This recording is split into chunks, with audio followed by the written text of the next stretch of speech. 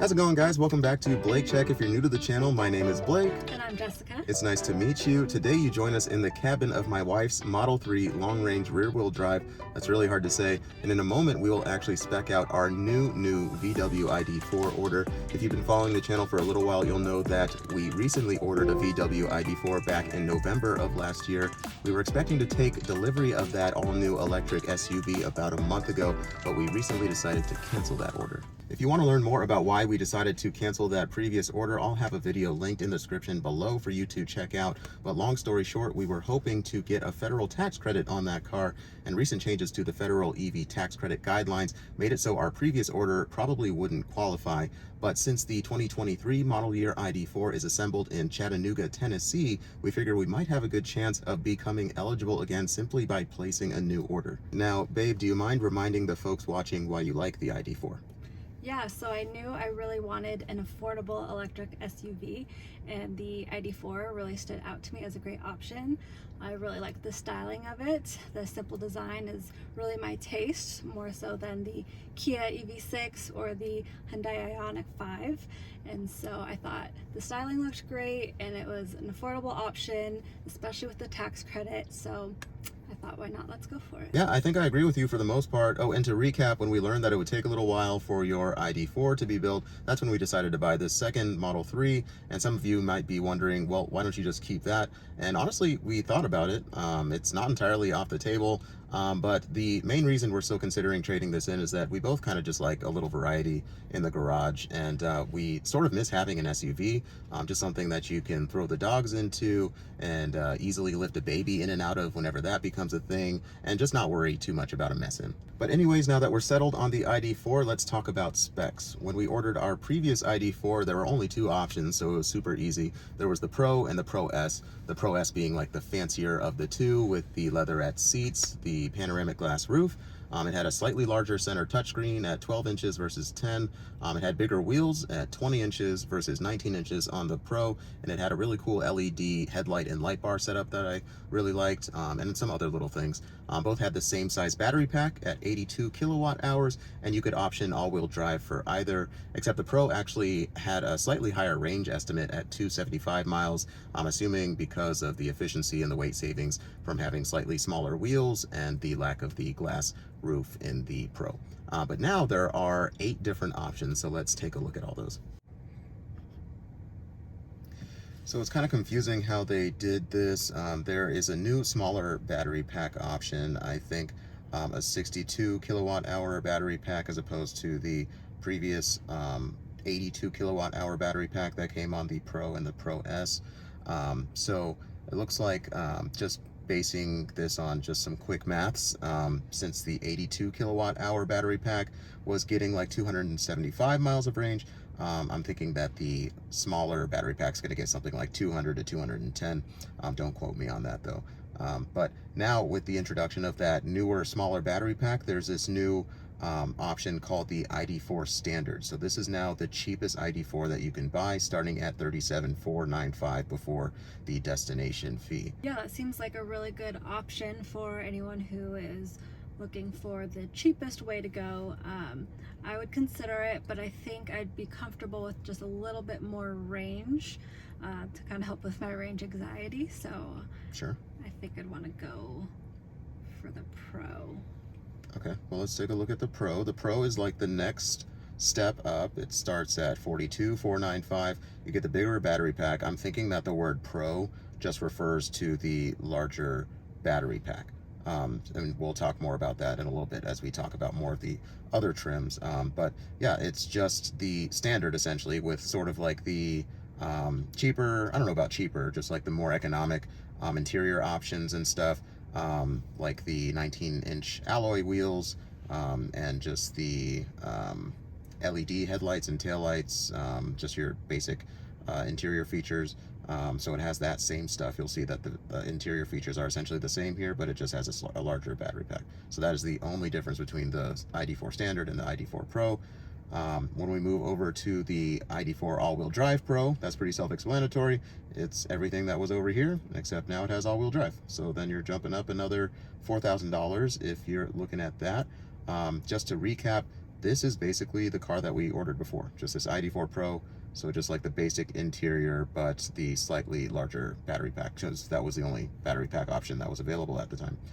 One thing that's cool, I mentioned before that when we ordered the ID.4 Pro, the 2022 model year, it came with the 10-inch screen, and that you had to buy the Pro S in order to get the 12-inch screen. Now the 12-inch screen is standard across all of these. So even if you buy the smallest or the cheapest ID.4, you're still getting that 12-inch screen, which is pretty cool. But let's move on along, because I think now that there are 8 different options, there's a lot more to consider. This is another new package over here, the ID.4 S. So before, like I was saying, there's just the Pro or the Pro S. So the S, I think, stands for kind of just like your luxury interior items. So now you're still getting the smaller battery pack, but with the S you get like the 20-inch alloy wheels. Then you get this 12-way adjustable front seat with the massage function, which is really cool. You get your leather interior. I think you get the panoramic glass roof with this too. Yeah, up here. So that's basically all the interior options that you really wanted on your car, but just in a cheaper package, because it still starts at $42. So this one's really intriguing to me. What are your thoughts on it? Yeah, I think this is my favorite so far. I just really like all the interior options, especially the leather seats. You know, it's really going to be easier to clean and more ideal with the dogs. And yeah, I just really like all the features that it comes with. Feels a little bit more fancy. Yeah, no, I get it. I mean, yeah, I think it's really cool that you can come in at 42 and still get like 20-inch wheels. Like, name another car that you can pay $42,000 for today for a brand new car and get 20-inch alloy wheels, a panoramic glass roof, a massaging seat function. I feel like maybe I'm just out of touch and I only pay attention to EVs now. Let me know in the comment section below. Are there other cars that you guys like that come with all that stuff? I would think that that would be rare. But anyways, moving on along, we're now on number 5 of 8. But there is the ID.4 Pro S. So this one is not a new option, but I like this. I think we were kicking ourselves for not ordering this one before, because it has your bigger battery pack. It has the Pro part, the S part, which means that you get the bigger battery pack and the luxury interior items. So you'll have the 20-inch wheels, panoramic glass roof, LED protector headlights, and the massaging seats and stuff. So I don't know, what are your thoughts on this? Yeah, again, another great option. I think, you know, it's just a little bit more of a price increase, but you still do get a lot. So I think that's a great offering. I do wish we went with this with our previous order, but you know, now we get to make a new one. Yeah. So let's go ahead and throw this on the compare, since we know we like that one, and I think the other one that we were kind of looking at was just this basic, not basic, but like the smaller battery pack ID.4 S versus the Pro S. As far as the all-wheel drive Pro S, which is option number 6, it's just the Pro S but with all-wheel drive. One thing I didn't mention before is that with the second motor, to make it all-wheel drive, you actually get slightly more horsepower. You get a staggering 5.8 seconds 0 to 6, which is, I'm being sarcastic, I mean, that's pretty good for any SUV. I think there are a few SUVs that will do 0 to 60 in that short amount of time, but when you're jaded from a Tesla Model 3 performance, like, that doesn't do much for me. Actually, your Model 3 long range, I think, is quicker than that. But anyways, let's move on. And you don't really need all-wheel drive, right? Yeah, I don't think so. Yeah, and the acceleration doesn't do much for you for your SUV that you'll just be taking around town and stuff. Right. Yeah, and if you ever want to drive a quick car, I mean, you can always take my car. As long as you don't crash it. Okay. All right, so the last 2 options are new. So they added this new word, plus, to describe what I think is like some contrast roof colors. So I think the ID.4 Pro S Plus is essentially just the Pro S, but with like a painted black roof and some aluminum roof rails to just add some more stuff. And so it looks like you get a new wheel option here, which I think actually looks pretty good. but as compared to this like flower petal looking thing over here, what do you think about the wheels? They're fine. Yeah. That doesn't do much for you? No, it doesn't speak Okay. to me much. That's the only thing about this that really excites me is the wheels, honestly. Oh. The roof rails, the Pro S still comes with roof rails. They're just not painted to contrast, so it kind of just all blends into the top. That doesn't really matter to me. It looks like you get like a more premium sound system over here. I don't know, is that something that you're interested in? No, not really. No? Okay. And then like now you can see when we're back on this page, the cars that we were looking at more closely was the ID.4 S, which was 42, and the Pro S, which was 47.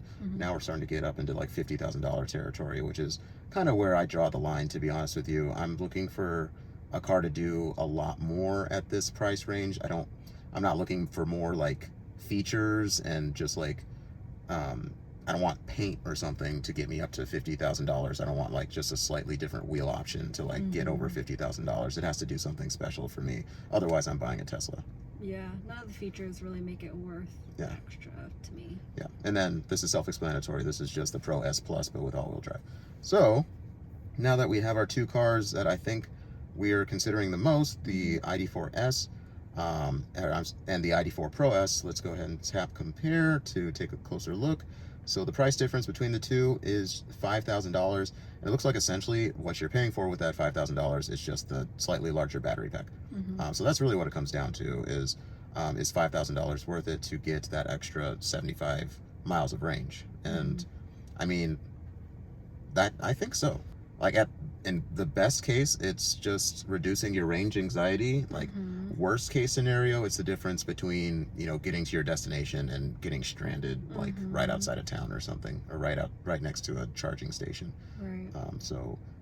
If we can, you know, add or reduce that risk by just paying an extra $5,000, I think I would do that. I would say if this is the only EV that you're going to have in your garage, this is a no-brainer. You absolutely need to go with the Pro S. If you are like us and you have another EV with more range, especially one that can take advantage of Tesla's supercharger infrastructure, then you can kind of toss this idea around of going with the ID.4 S if you don't care so much about the range on the car number 2. For us, I think we'll probably go with the car with slightly more range. Yeah? Yeah, because I think the ID.4 S would be great for around town. Yeah. But if we ever want to consider it for road trips, I think it is worth it for the ID.4 Pro S. Yeah, because like we were saying, like we're planning on throwing the dogs in, and then once we have kids, we'll want to be able to just not really have to think twice about which car to take, just like on a trip up north to Flagstaff or something like that. Yeah. Would love to be able to, you know, throw everybody in the car and then just drive that 2-hour trip up north without having to worry about charging stops. Yep. Okay. All right, so I think if we just hit configure here, we'll just go to the next screen where we start configuring our Pro S. So we decided on a trim level. I think now we need to like configure the color options and stuff. So here are our color options. There are a few different choices nowadays. I think before you just had like black, white, you had this silver metallic color. You had Moonstone gray. Now it's called pure gray, I think, unless that's like a slightly different gray than the Moonstone gray. But it looks pretty much the same to me as the Moonstone gray. Maybe a little darker. It could just be my eyes playing tricks. So yeah, this is that Moonstone gray.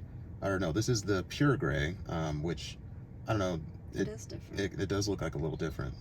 Yeah, actually, there might be a little more like metallic in here, and it looks like a darker gray. It does. So, anyways, back to the color options. What are you thinking? I really like the new blue options that they have. Like the dark blue and the Arctic blue? Yeah. Let's look at both of these. Yeah, I think that's really pretty. Yeah. But I just also really like a classic gray. So. Yeah. I will say, after having that deep metallic blue Tesla for a little while. Just like anything that's even in the ballpark of black is just hard to keep clean. And I would want the car that we're not going to, be washing every weekend like I'm washing my Tesla every weekend to just like not show dirt as easily. So that's my only reservation with this. Like, I'm not even going to try to pronounce this. We're going to call this dark blue. The only thing that I would recommend would, if you're between those three colors, would be either the light blue or the gray, and I'm leaning more towards the gray, just honestly because it's free. Yeah, I don't love the light blue enough to spend extra money, and I do still really like a classic gray. Yeah, I think the funkier color options, they stand out more, and I think I even heard that the funkier color options have better resale value. But I don't care so much about that. It's got to be just like a few dollars difference in terms of resale value. And I think this will be just as easy to keep clean as this, if not more. So we're going to stick with the pure gray then? Yeah, let's do it. Cool. Okay, so now we're on to the interior color options. There are only two. They are both like a leatherette material. You'll see here, you have what they're calling cosmic, but it just looks like kind of like an off-white color. I like that the white is on the steering wheel too. That was an option that you could only get on the first edition ID.4 for the 2021 and 2022 model year. Now it looks like it's an option that you can buy again, just something to consider. Secondly, so this is where I've been playing with this configurator for a few days now, and I just don't love the way that they did this. So there are some body colors that you can't match with like certain interior colors. So you'll see that now that we're choosing the black interior, it's telling me that I have to remove the white interior accents. It's just confusing. And this is the black interior.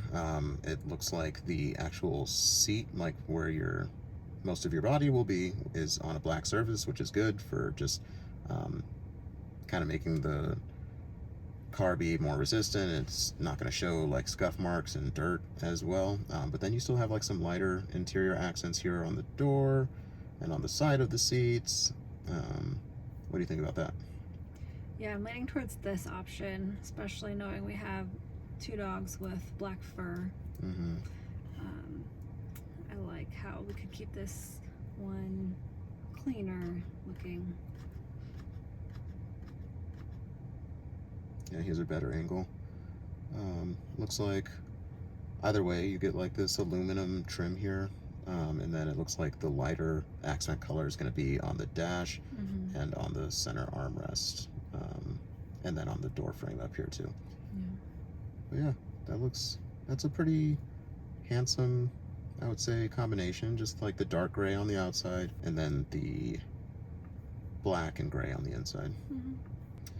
But anyways, that's really it. The last thing to take a look at are these like little rinky-dink options that we're not even gonna consider. Don't let them get you guys. If you're thinking about buying an ID.4, this is how they get you. An EV combination roadside kit. No, just get your own fix-a-flat. That's what that is probably. Enhanced rear view mirror. Just turn around. Don't be stupid. And protection, convenience package. I don't know what that is either. And I don't care. But anyways, okay, so as spec'd, we are looking at $47,495 before the $1,000 destination fee, the $1,295 destination fee. That gets us to $48,790. So that's a little more than we were estimating to pay for the ID.4 Pro that we had reserved before. I think that was coming out to like 41, 42 with the destination fee.